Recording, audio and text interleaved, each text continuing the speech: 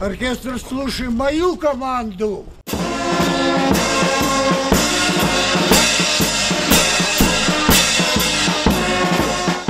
Մեծ հայրենականի հաղթանակը տեսած Վլադիմիր Ռապացկին 80 տարի անցել, առույգ ու կենսուրախ է։ 95-ամյա վետերանը 12 տարեկան էր, երբ սկսվեց պատերազմը։ Երկար ու դժվար ճանապարհ անցավ, մինչև 1969-ին հաստատվեց Հայաստանում։ Стараюсь на благо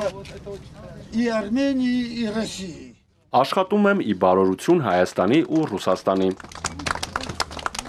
Մինչև Բաղդադի հաղթանակին հասնելը շեփորը ձեռքին անցել է ազատագրված քաղաքներով, ազդարարելով Կարմիր բանակի հաջողությունները։ Ստալինից բոլոր նվագախմբերն այդպիսի հրաման էին ստացել։ Հոբելյանական տարում հայրենական մեծ պատերազմում հաղթանակի հոբելյանական մեդալը նրան Ռուսաստանի դեսպանն է հանձնում։ Для всех нас это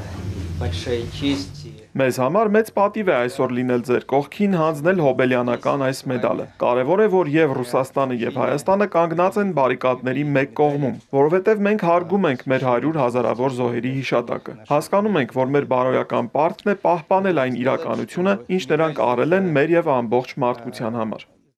Я очень рад, доволен. Ես շատ ուրախ եմ ու գոհ։ Իմ 95 տարիներն անիմաստ չեմ ապրել։ Հիշեցի հայտնի կարգախոսը՝ ոչ ոք չի մոռացվում, ոչինչ չի մոռացվում։ Այս միջոցառումը հավերժ կմնա իմ հիշողության մեջ եւ իմ սրտում։ Հանդիսավոր արարողությանը մասնակցելու համար Վանաձոր են հասել նաև 102-րդ ռուսական ռազմաբազայի եւ ռուսական տան ներկայացուցիչները։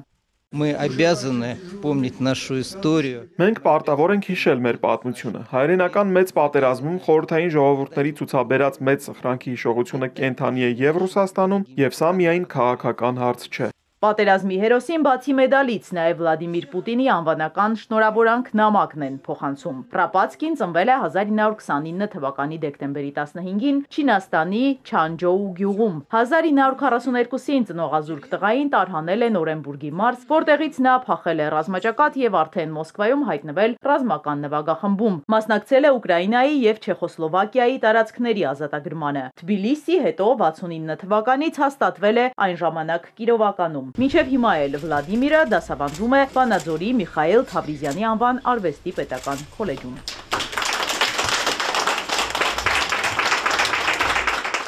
Իզաբելլա Հովանիսյան, Ալեքսանդր Կիրոյան, Էպիկենտրոն։